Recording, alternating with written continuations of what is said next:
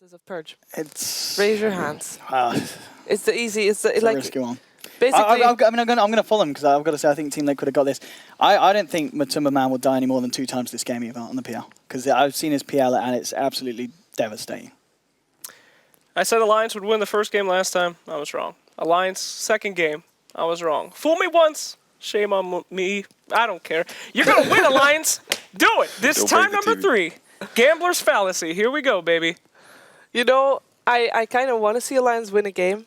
No. But, you? But I will still go for them, but it will be an uphill battle. They need all the support they can get at this point because Team Liquid is just looking really strong. Damn! I mean, expert analysis, Sheebert. Thank you. So it is time for our first elimination match. We're going to go over to our commentators, Mott and Blitz.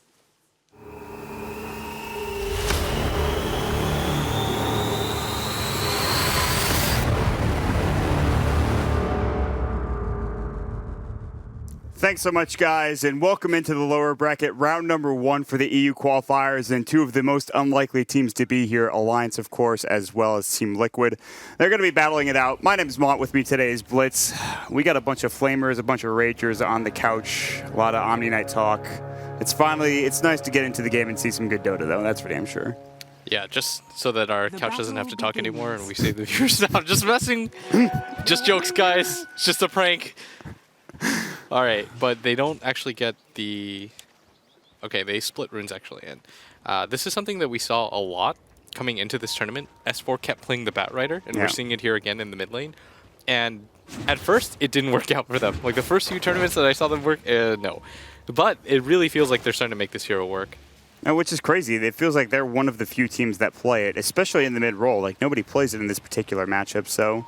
It'll be nice to see. Hopefully he can get some farm, get an early Blink Dagger. But they have, on the other side of the Silencer, they have some really good ways to stop him from blinking in and lassoing. They can stop them from using the Song if they get some good lockdown. I think the key to this game is going to be this aggro dual lane. Bulldog now with the 1 point decay. We'll go for the Tombstone eventually. We'll see how that pans out. And I think the biggest thing is the support mine at Squap. We saw support less from him yesterday. How is a Quap going to work out in this situation? I think it just trades well because you need something that can right-click that won't necessarily have to take farm away.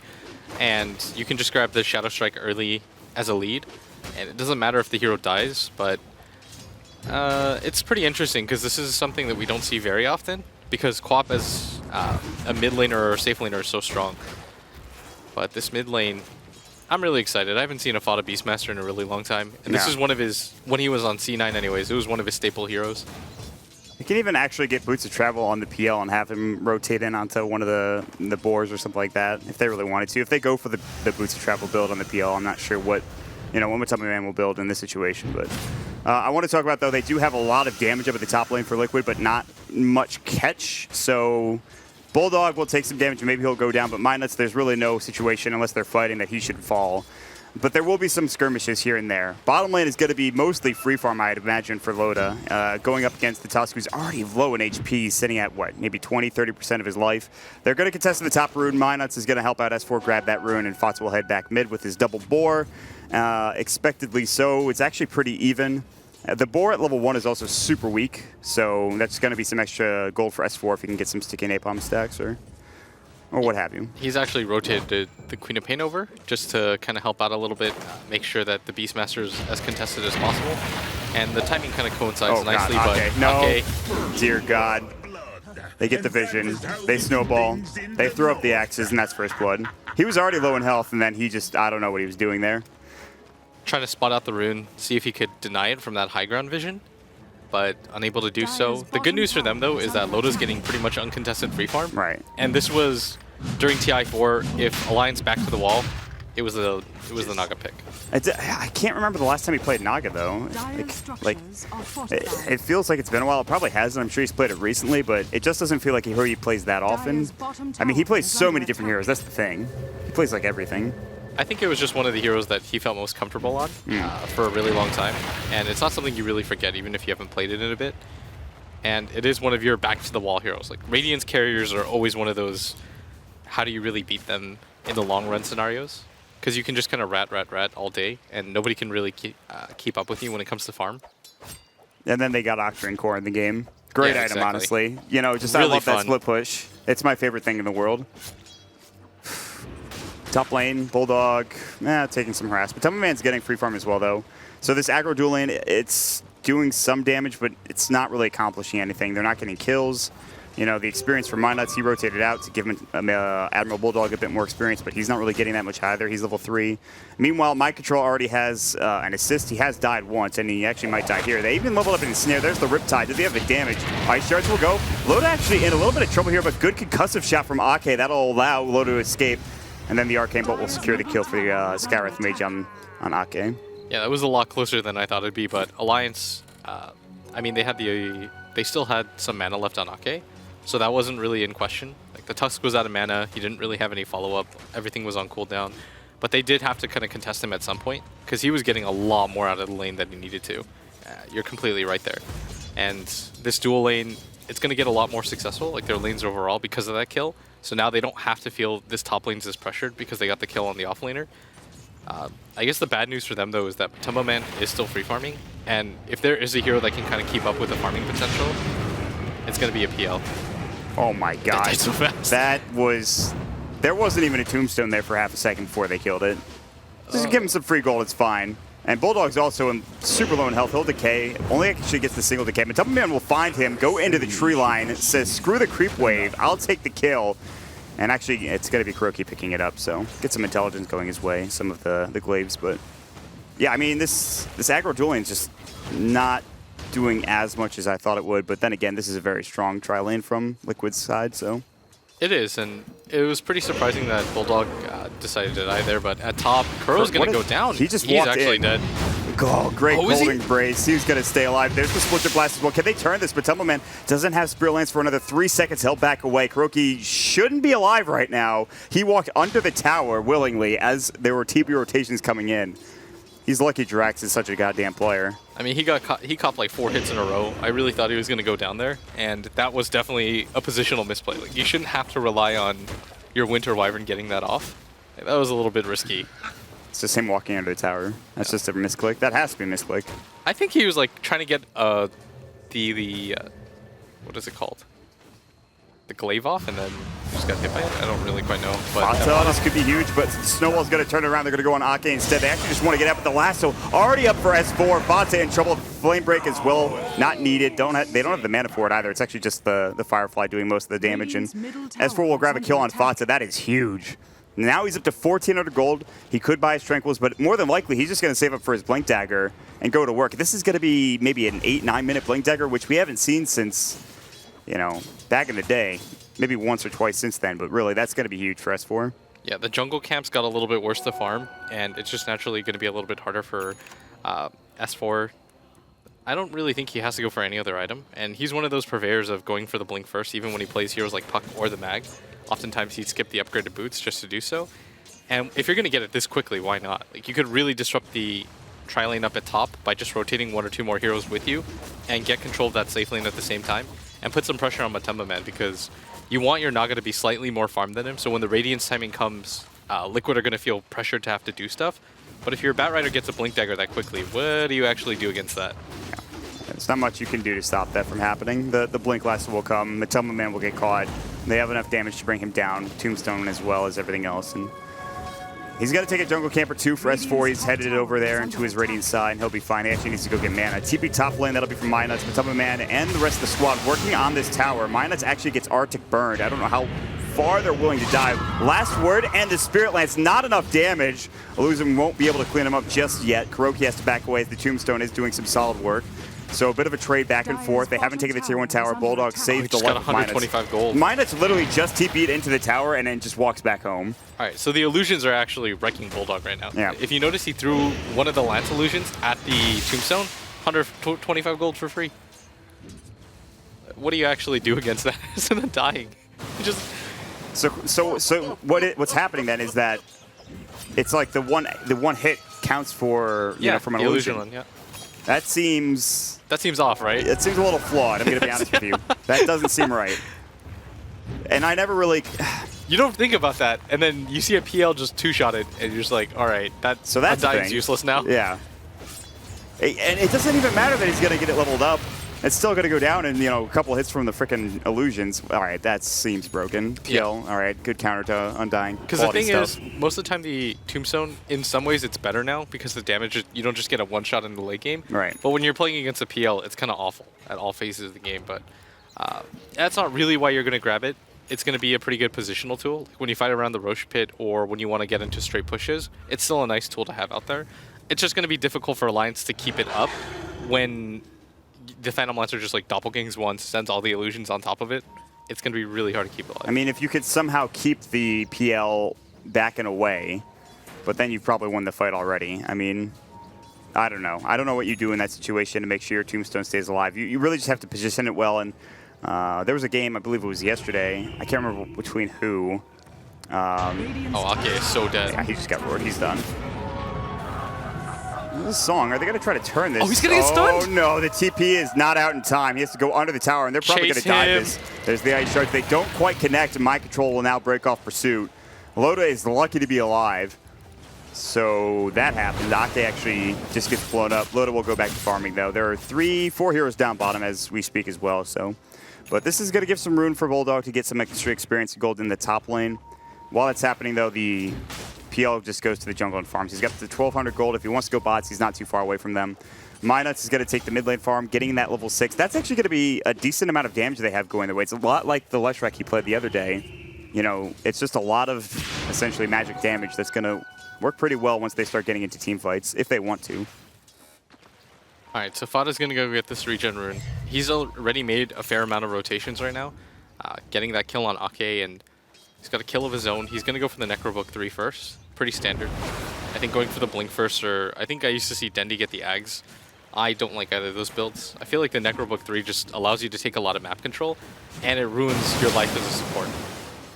But he's going to pressure this mid tower pretty heavily, and the Bat Rider, they should smoke here at bottom and try to make an excursion into this bottom lane and then push it down. Create some space for Loda, and that's exactly what they're going to do.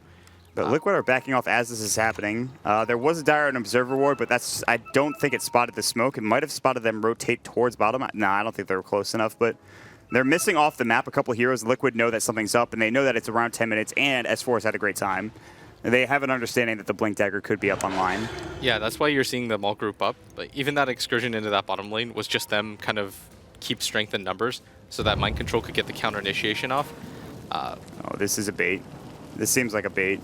Yeah, S4 wants to go really in. Far in. They're going to find Fatsa with the lasso. Can they get the Cold Embrace off? That's a beautiful time, and they get the silence with the Ancient Seal.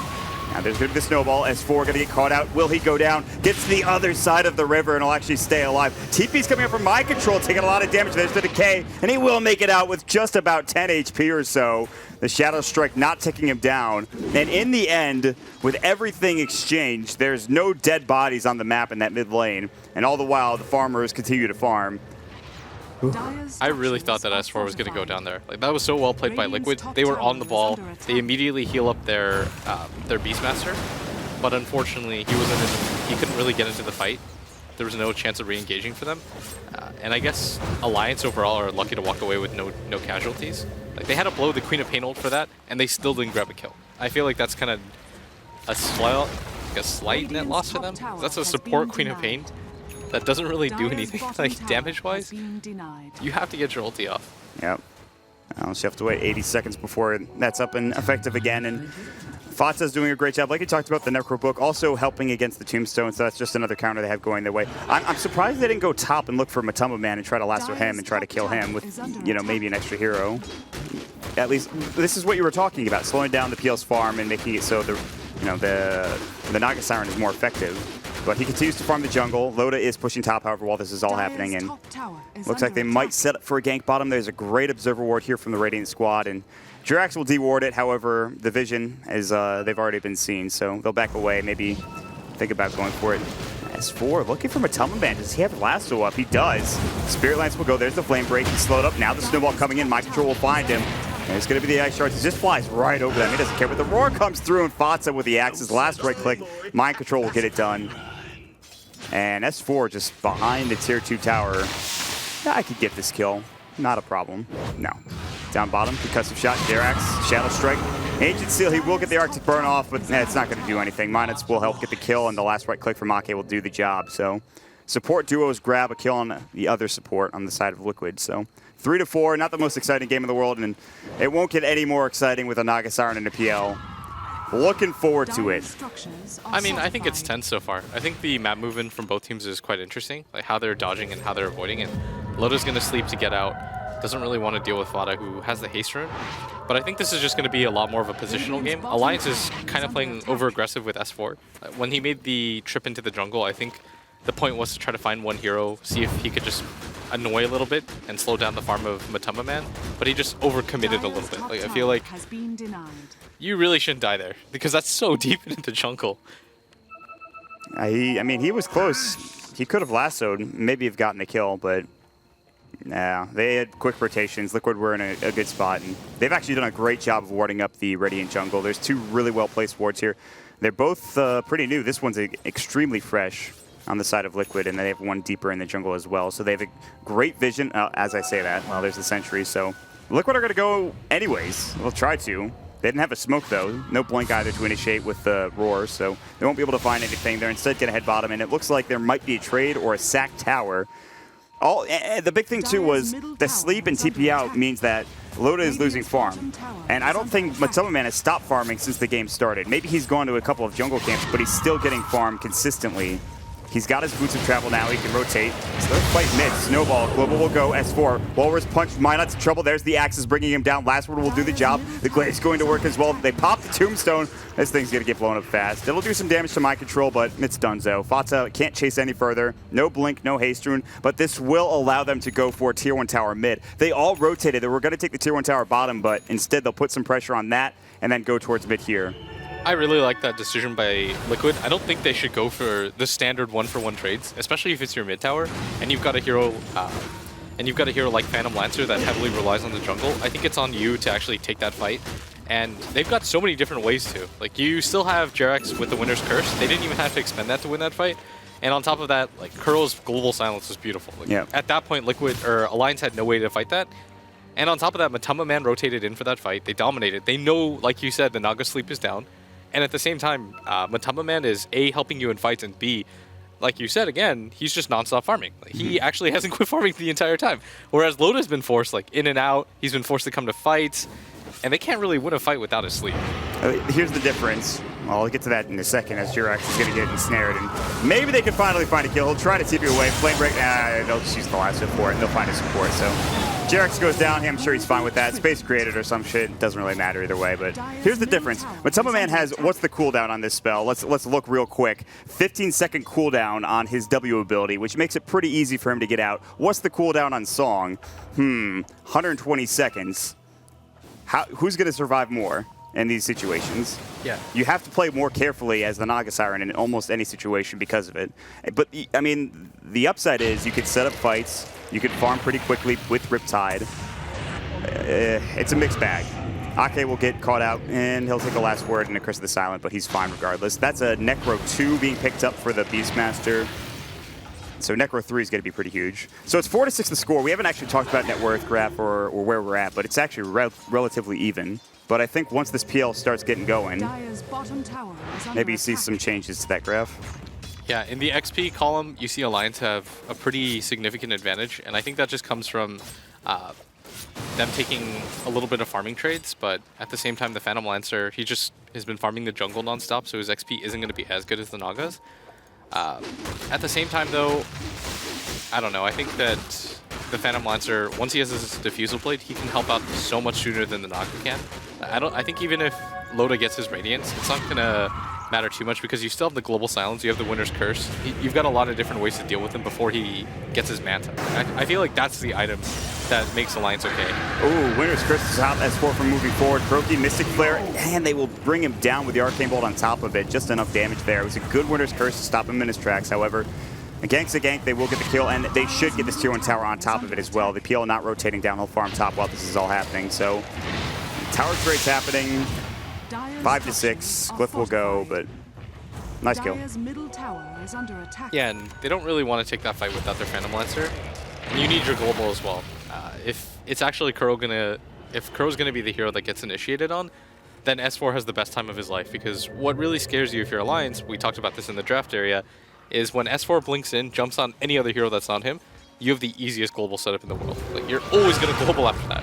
Roar on the backside, they're going to find out S4, but I think he popped the Invis rune. They do have the Necro, but they don't have Necro 3. The Global Silence will come out. Minot's getting diffused. They already have the Diffusal Blade up, and Matumba Man, with the help of his squad, will go to town. They'll take him and the Tier 1 tower.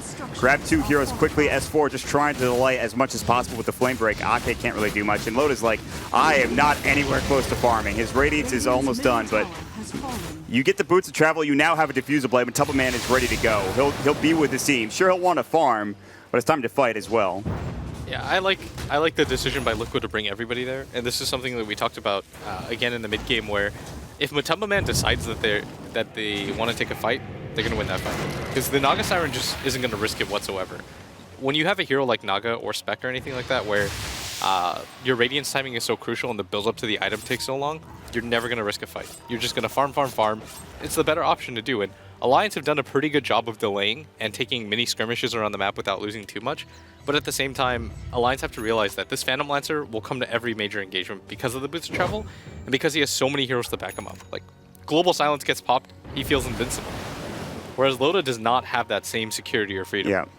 I mean, it feels like it's going to come down to split push for Loda, whereas with Matumba Man and all the team fight they have, they could just kind of push your base and force you back. And in some situation, Loda will have to defend, I think, eventually. I mean, he'll be able to do a good job split pushing when he gets his Manta, when he gets his Doctrine Core. But I want to ask you about, Matumba Man versus Loda in the late game, and even talk about the intangibles, the team fights. Like, where does it go from here now that Loda has his Radiance? I think you just continue to create space for Loda. Look for mini pickoffs using the Batrider. I feel like that's why the Batrider was picked. Because when you have these late game heroes, it's not actually about playing purely defensive. It's about getting those mini pickoffs where you don't lose anything in return constantly. Like, you get one hero, you get out. If you trade 1 for 1, as long as it's not a core, great. And I think that Loda will always have in mind that he should be going for the split push until he's got at least like 2 or 3 items. Because I feel like without the Manta style, the Global Silence rips him apart. And even with the Manta style, the Winter's Curse is something that he has to worry about too. Like, he has so many more things to worry about than Matumba Man. Matumba Man's just like, all right, I'll just use my W and I'm good. Good spell. Good ability. They're going to head towards the Roche Pit. They're actually going to head towards the bottom jungle. Smoke of Deceit. Bulldog might be the one caught. They have to... Yeah, that Dire Observer Ward is going to be a nightmare for Bulldog. Walrus Punch. They have the last word. He'll drop the Tombstone down. I don't know if that was necessary. He was dead. Yeah, he was pretty dead. I could understand maybe popping a Necro 3 even, but... Actually, no. No, he was like... He was just dead anyways. Yeah. Maybe they were worried that somebody would... Even then, I feel like that's even more reason not to use your Roar. But it's kind of irrelevant. Whatever. The cooldown on it is so low. 1 minute left, I think. So, Minots is going to split push mid. They're going to invade the enemy jungle, which is what Liquid's already done to them. I want to point out that this series, they played previously, I think, they played it on the first day of the matches in the EU qualifier, and as far as I remember, Alliance got stomped rather. Yeah, they got 2-0 pretty hard. So, Liquid are, I think, pretty confident in this matchup. They've drafted well, they have a good lineup, and we've already talked at length about the Global and the Winter's Curse. There are some people that think the support silencer maybe not the best support in the world, but in this situation, I think this is a great pickup, and he's already got 14 stolen intelligence as well. He's going to start hitting hard pretty soon. He only has Tranquils and Urn. He doesn't have any right-clicking items whatsoever, not that he'll get them, but I'm very concerned for Alliance, and it's going to be back to the old split pusheroo from Loda, so... I think that's what you have to rely on at this point. Like, I think that the Naga Siren is what keeps you in the game, because when you have a support duo like a Queen of Pain and a Skywrath, that's paper. Like, that's not going to stand up very well.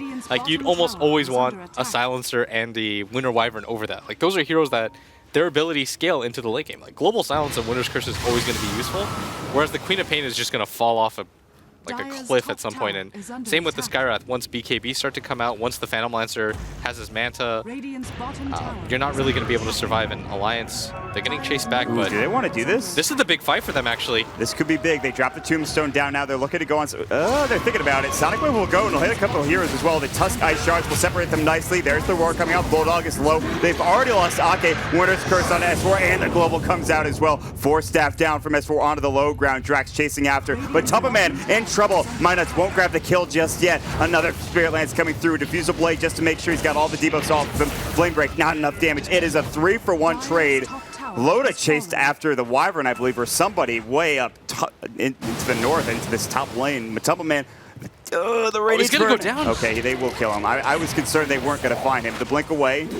Now on the other side, Fata in trouble. I think Kurum's going to go down too. Loda's just now going to work. All right, this Loda, triple kill. Dota. He just like sits out of the fight for the entirety of the song, the entirety of the Winter's Curse. Then he just chases after one hero, heads back into the fight, gets like 3 kills. That's huge, and I don't believe Minus died either. That picks him up a Yule Scepter as well. Okay, all right. All right, that fight, I really thought Liquid was just going to stop. Yeah. I thought that was pretty much over as soon as the Silencer survived throughout the burst damage. But Loda's illusion control was absurd. Like, he sent illusions on 3 different heroes. He made sure that they were always on one of the supports to make sure that he was going to mop up kills. And he just played the back and forth game. And now look at how far ahead he is. He's actually level 15 right now. He's got so much farm in the game, and although the rest of his heroes didn't contribute that much, they didn't have to. Like, the Batrider kind of just got chased back the entire time.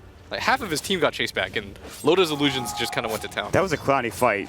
At one point, they're just sitting here. They're all sitting in this point, and everyone's just like fleeing in different directions. There's a guy going that way. The supports from Liquid are going that way. Loda's just, I'm out of here. I'm going up here.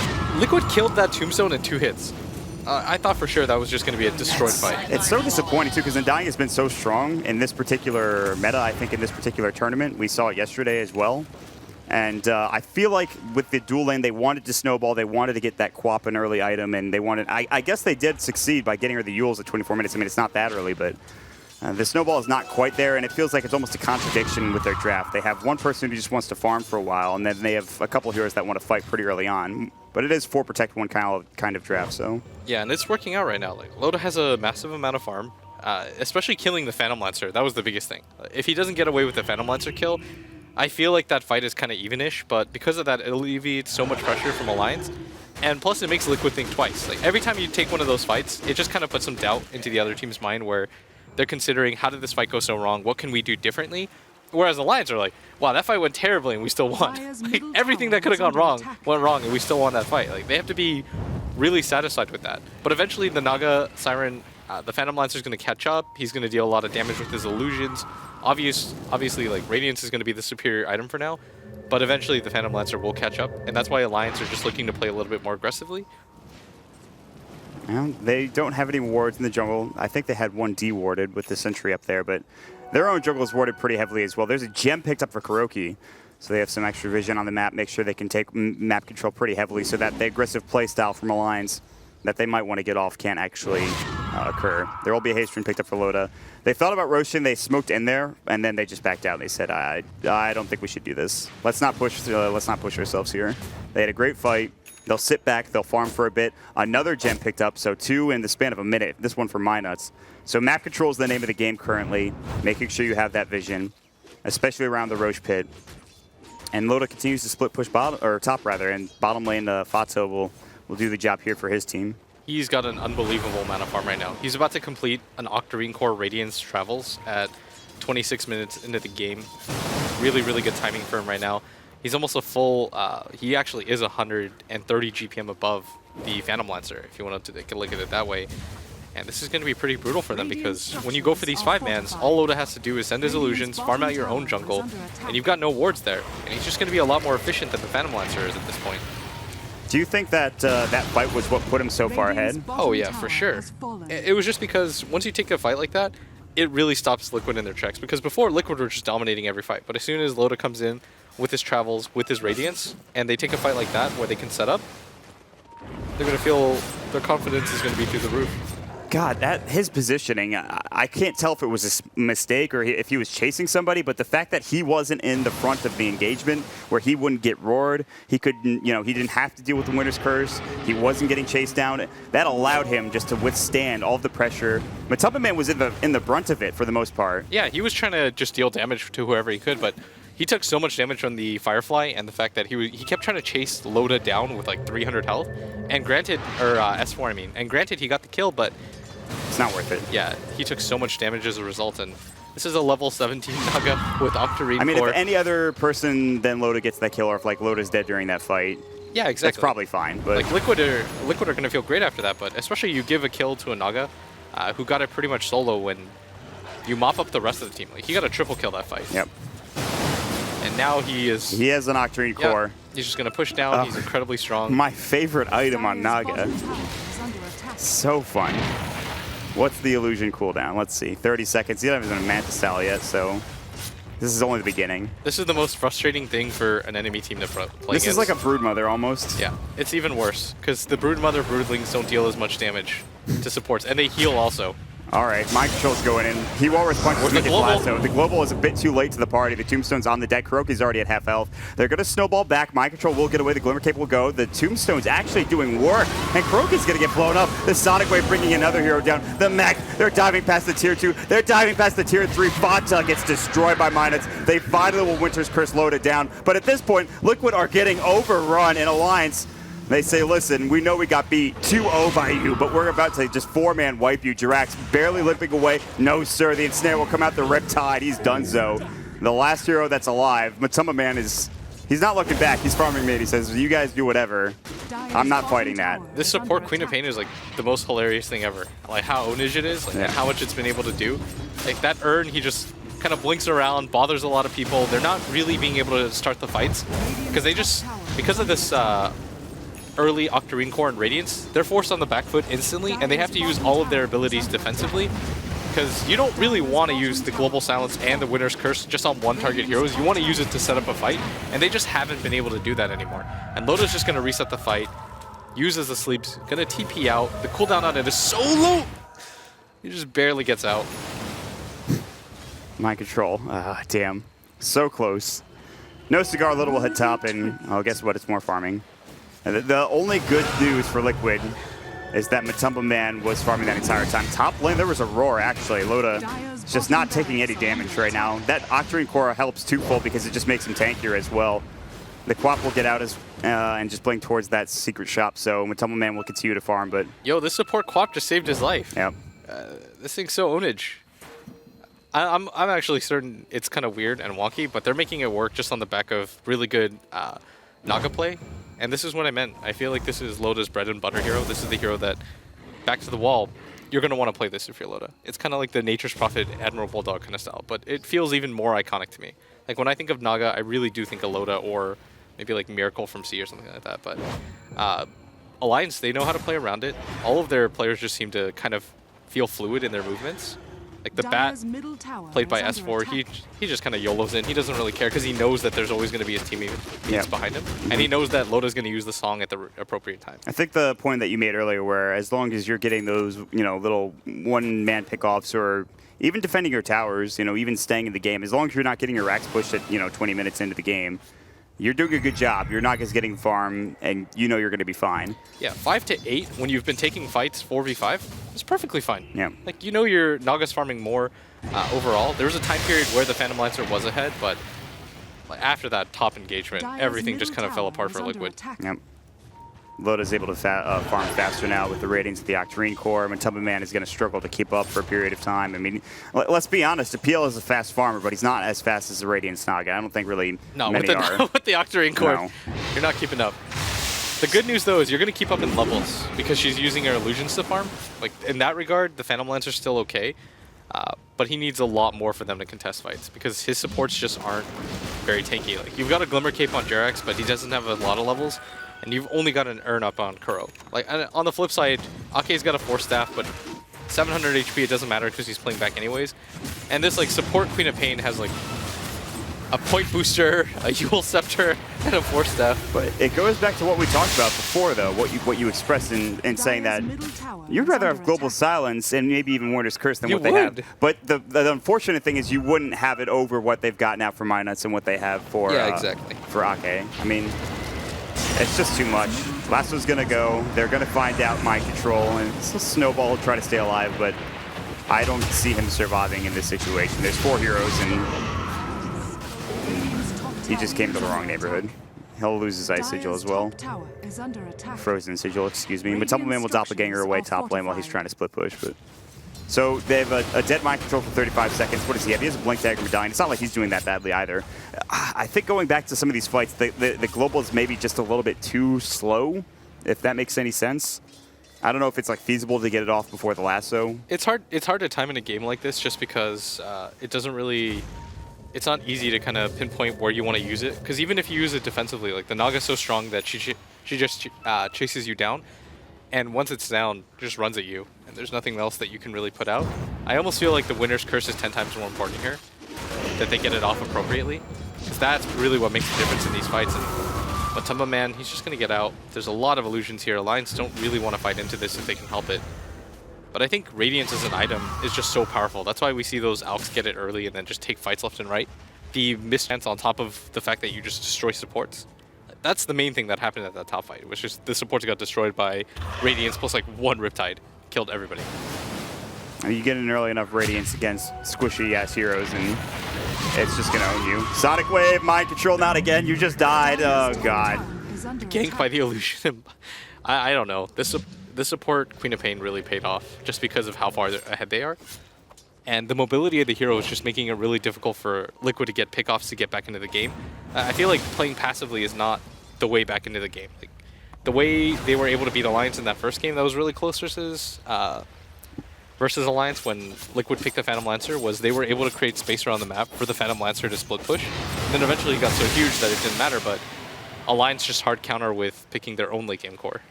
I mean, they have an entire bag of tricks that they can delve into. And not that Liquid can't, but Alliance just seems to have an answer to almost every solution. That answer doesn't always work, but it's working in this game.